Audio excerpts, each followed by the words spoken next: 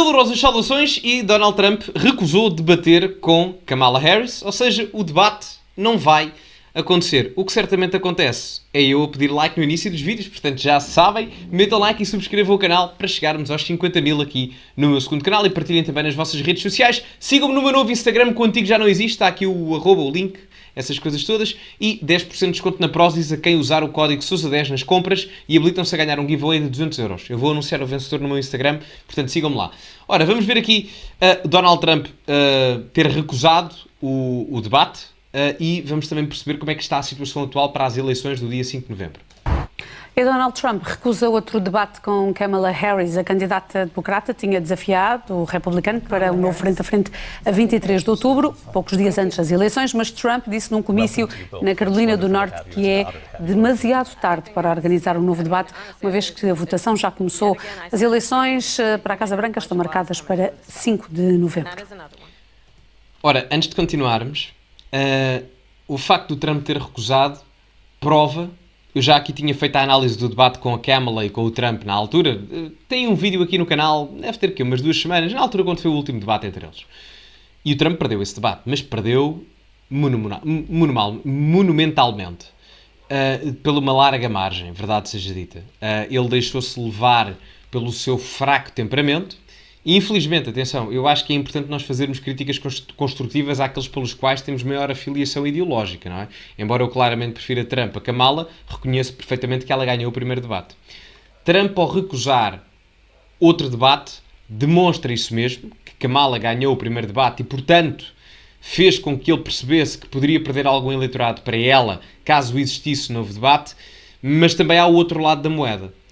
Como o Donald Trump está um pouco à direita do status quo do Partido Republicano e a Kamala Harris está um pouco à esquerda, ou é a candidata mais à esquerda de sempre do Partido Democrata, significa que não há assim tantos indecisos como havia em eleições passadas. Por exemplo, há um exemplo perfeito disso, que é as eleições norte-americanas de 2000, entre o Al Gore e o George W. Bush filho, em que o George W. Bush ganha por uma ninharia de votos, poucos milhares de votos, e havia efetivamente muitos indecisos, porque o Al Gore, na altura dos democratas, estava mais ao centro, e o próprio George W. Bush é um partido claramente dos neoconservadores, mais centro-direita, do Partido Republicano, do status quo, portanto, mais próximos ao centro. Com Donald Trump e Kamala Harris, isso não acontece tanto. Trump está um pouco mais à direita e Kamala Harris claramente mais à esquerda do que o próprio status quo até do Partido Democrata. Se bem que o status quo do Partido Democrata começa a ser essa ala mais à esquerda.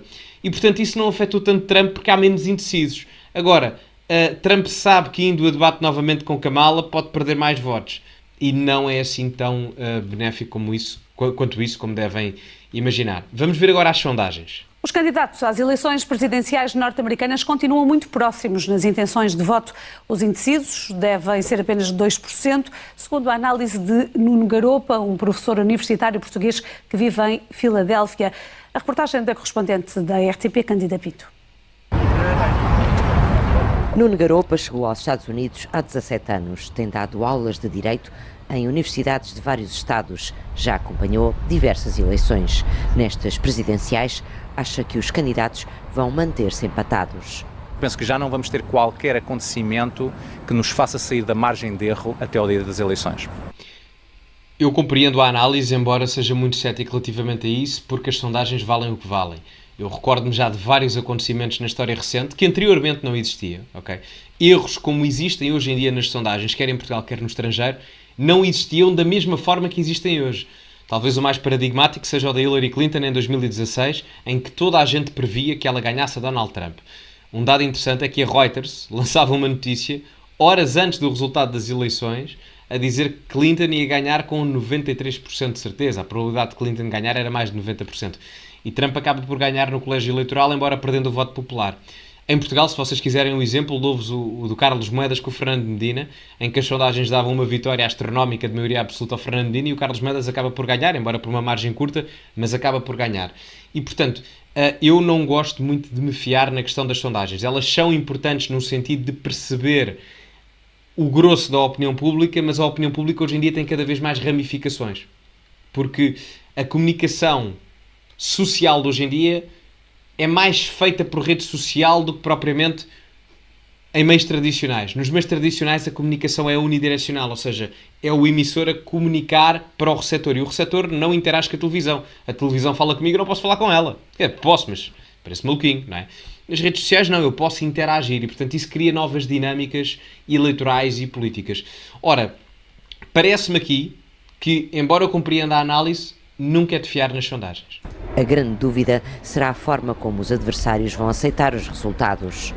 Pode ser perigoso e é preciso dizer que estávamos dentro da margem de erro em 2016 e acabou por ganhar Donald Trump, e estávamos dentro da margem de erro em 2020 e acabou por ganhar Joe Biden. Portanto, significa que qualquer dos dois candidatos pode ganhar. O dia das eleições é tão importante como os dias seguintes às eleições, em que vamos ver como é que os dois lados vão digerir os resultados, sejam lá o que eles forem. No debate entre os candidatos à Casa Branca, Donald Trump acusou os imigrantes de comerem animais de estimação em Springfield, uma ideia que se tornou viral. Os dois partidos precisam de mobilizar o seu eleitorado. E Donald Trump, em particular, todos sabemos que fora do seu eleitorado é um candidato tóxico. Ou seja, o problema de Donald Trump é que não tem para onde crescer. Este discurso de Donald Trump é uma tentativa de estar sempre a alimentar essa sua base eleitoral e de estar sempre porque o tema da imigração é um tema que mobiliza grande parte do seu eleitorado, vamos dizer assim, por razões variadas. Há uma Eu concordo aqui com isto. Se bem que o mesmo também acontece com Kamala. Não sei se depois é referido isso também, mas quer um, quer outro, têm dificuldade em ir buscar eleitorado a outras bases que não as bases habituais dos próprios democratas. Tanto que, vou-vos dar um exemplo. Há um movimento na direita americana, que aquilo, enfim, direita, vale o que vale, mas é os Republicans Against Trump. E basicamente isso são membros do Partido Democrata que não gostam do Trump. A questão é que isso é uma ninharia, é uma minoria muito pequena. Muitíssimo pequena. Ou seja, a mobilização ideológica do Trump dentro do Partido Republicano hoje em dia é muito maior do que o status quo americano mais virado ao centro. O mesmo acontece com Kamala, que, na sua radicalização ideológica, fez com que o status quo da sua esquerda progressista se tornasse o status quo do Partido Democrata. Tanto que, por exemplo, em 2020, se Joe Biden era o número 1 para ir buscar eleitorado ao centro, havia Kamala Harris para ir buscar um eleitorado mais à esquerda. Agora, há aqui um problema. É que tanto Kamala como o seu vice-presidente, o Tim Walz, são ambos da ala mais à esquerda, embora se tente categorizar o Tim Walz, o vice-presidente da Kamala, como uma abordagem mais centrista, coisa que eu não concordo tanto com isso, muito pelo contrário. Portanto, parece-me que neste momento estamos a assistir a um fenómeno interessante. Trump, que em 2016 era visto como o radical, o outsider, neste momento, por incrível que pareça, pode ele próprio estar mais próximo do centro, ideologicamente falando, até porque o Trump de 2024 é mais moderado do que o Trump de 2016, do que propriamente a própria Kamala. Ou seja, Trump pode ganhar com isso. Embora não sendo fácil para ele ir buscar eleitores fora da sua massa base, e eu aí concordo com a análise, o facto de ele estar mais próximo ao centro do que a própria Kamala Harris pode ajudá-lo em determinado aspecto. Pode ajudá-lo. Essa fatia de eleitorado que se mantém indefinida e que pode ter o peso decisivo na escolha do novo inquilino da Casa Branca, sem se saber a que tipo de mensagens será sensível. Outra coisa é que esse tipo de mensagem entre nos tais 200 mil votos na Pensilvânia e nos 100 mil votos do Wisconsin ou nos 200 mil do Michigan que vão decidir estas eleições. Precisamente. O colégio eleitoral aí vai decidir, porque são os swing states. Porque vão votar 150 milhões de pessoas, mas na verdade isto vai ser decidido por meio milhão de pessoas naqueles 3 ou 4 estados. Agora o problema, o que é que esses 2% querem saber? É da economia? É do custo da habitação? É dos salários? É das pensões? E não há muita certeza do que é que esses 2%, porque é que esses 2% estão indecisos. E a questão é que se esses 2% ficarem em casa, as eleições não se sabe muito bem quem é que as ganha. Trump pode ter vantagem num dos swing states, no sentido em que foi na Pensilvânia onde ele levou o tiro, se eu não estou em erro. Portanto, isso pode ser uma vantagem para ele do ponto de vista eleitoral e mediático. Estamos aqui em suposição apenas, ok? Mas isto que é referido é verdade, completamente verídico, não é? Porque o colégio eleitoral americano, vou fazer esta comparação, não é a mesma coisa, mas é só para dar a mesma ideia. O colégio eleitoral americano é semelhante ao modelo de eleição de deputados em Portugal pelos distritos.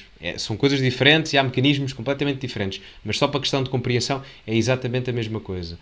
Porque aí o número de votos no colégio eleitoral americano é o equivalente em termos populacionais àquilo que acontece ao número de deputados em Portugal. Ou seja, Lisboa dará um maior número de deputados, assim como, por exemplo, a Califórnia, que tem imensa população, dá um maior número de votos no colégio eleitoral. Eu creio que são 55 à volta disso. Lisboa dará 48. Pronto, é só uma comparação, embora sejam mecanismos bastante diferentes, até na sua composição e etc., mas para via de compreensão do sistema eleitoral americano, acho que até é uma comparação que faz algum sentido. Na política externa, Trump já apontou para deixar cair o apoio à Ucrânia caso vença. Kamala Harris terá de gerir a questão Israel-Gaza entre os seus apoiantes. Nuno Garopa encara impactos distintos na Europa consoante o vencedor. Porque esta eleição essencialmente é entre a manutenção de um certo status quo, com mais ou pequenas margens de erro, digamos assim, que seria a eleição de Harris, no fundo é manter o status quo. Penso mesmo que se Donald Trump ganhar estas eleições, antes de haver consequências internas em termos económicos e mesmo sociais dos Estados Unidos, vão-se sentir muito mais os efeitos na Europa, logo em novembro, se isso ficar clarificado na noite eleitoral, eu penso que os primeiros efeitos serão logo sentidos na Europa, ainda antes dos Estados Unidos. Isto não é uma dramatização por parte de Nuno Garopa, creio eu. Faz uma análise muito realista. Concorda em quase tudo. Não me recordo aqui do que foi dito, de discordar integralmente em qualquer coisa que tenha sido dito. É uma análise muito realista e isto explica-se por uma simples razão.